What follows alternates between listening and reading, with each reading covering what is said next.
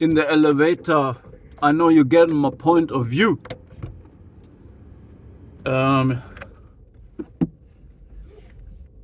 They're saying there are things the people will never understand. Number one, I'm not vegetarian. Number two, I'm not religious. Number three, Nietzsche is your friend. He is not an enemy of women. He is not an enemy of men. And he is most likely not Nazi or something. Definitely not. Alright? So, the first two things I can't explain to you, because if I explain it, the next day people will think I'm vegetarian and religious again. So I just can't fight this strong opinion. But about Nietzsche, it's easier to convince you that Nietzsche is your friend, probably. Yeah, in the elevator, I know you're getting my point of view. So Nietzsche was definitely Nietzsche was a sick man. He was, physically suffering a lot, and his nervous system was highly sensitive, and he went through all kinds of physical and mental struggles, because you never can separate physical and mental struggle from each other. One is rooted in the other, you know what I'm saying, man? And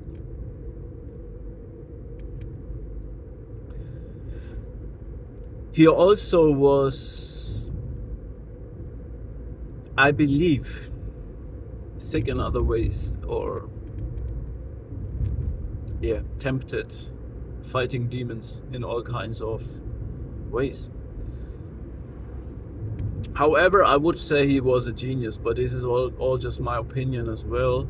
But he stumbled across one of the biggest dangers of mankind, and that is nihilism. A lot of people who think superficially pick up the opinion of others and so on, the herd mentality, the hive mind, the primitive defensive reaction of narcissistic injury, whatever, think that Nietzsche was creating nihilism, that Nietzsche is a nihilist. That's not true. He just discovered the problem. It's like mathematics. Mathematics is not invented. There are not some super clever people who invent mathematics, okay? It's discovered. And he discovered that nihilism is one of the greatest dangers of mankind, which has to do with the fact that there is no external purpose for humans.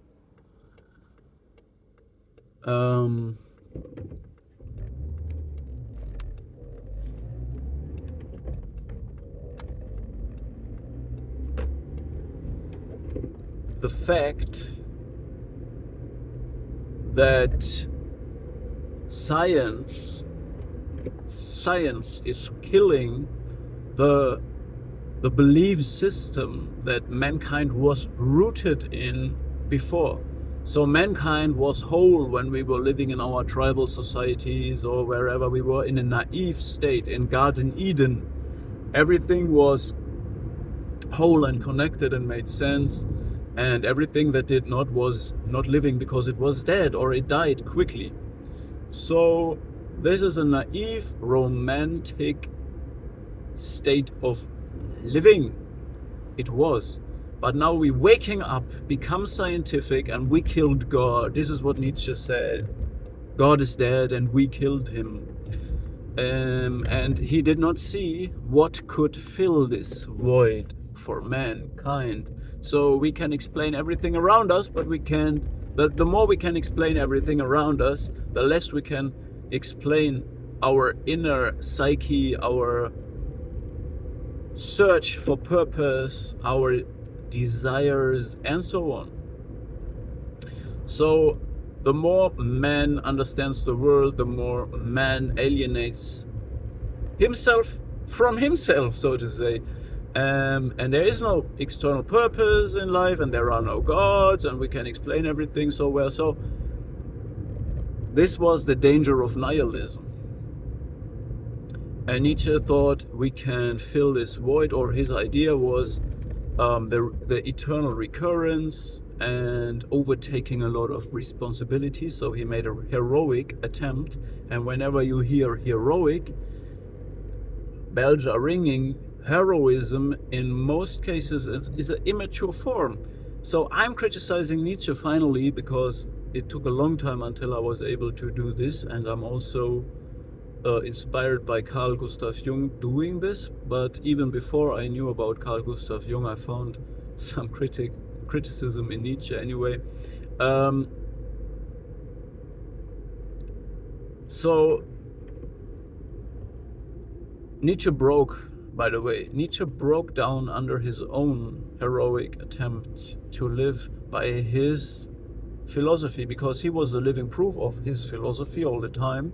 But at some point it broke him, the empathy, he wanted to be this strong, masculine, heroic person like Napoleon Bonaparte, whatever.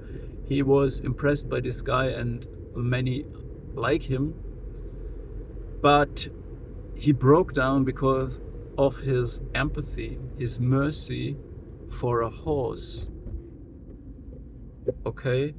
So this was his mental breakdown, an empathetic, highly sensitive reaction that show that, he broke down. So Nietzsche wanted to save mankind of this void, of this emptiness, of this purposelessness, of this weakness, of this sickness of the modern world. And what he invented was the Übermensch. The Übermensch, I see him as a kind of replacement for Jesus. Nietzsche was impressed by Jesus as well. And he thought, when we kill God because we are also scientific and educated and so on, that we could not he thought that Jesus dies as well. But it's not true. It's not true, or in other words, it's normal that that archetypes change, that they rise and fall and be recreated, and the same applies to gods or god figures or representations of this. Okay, so I just want to tell you that Nietzsche is a friend of mankind, that you understand this, and he sacrificed himself, and this is what he also asks or demands of us. So he is not more brutal, or he don't ask other people to do things that he does not do. Okay, he sacrificed himself for his own philosophy and idea, and he says he loves people who do this. All right, so you need to understand this. Okay.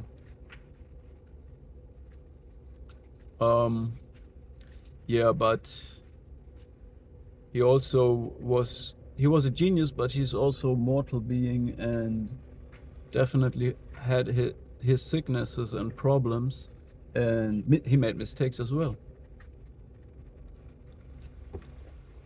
And he did not understand that the eternal recurrence that he himself invented or discovered does also apply to gods and god figures. So just because God is dead does not mean he's dead. It just means he is dying and will be resurrected, just as Yeshua did, you understand? And he did not understand that men create God, and when we create God, we can kill God, but we will also recreate him. So just understand it.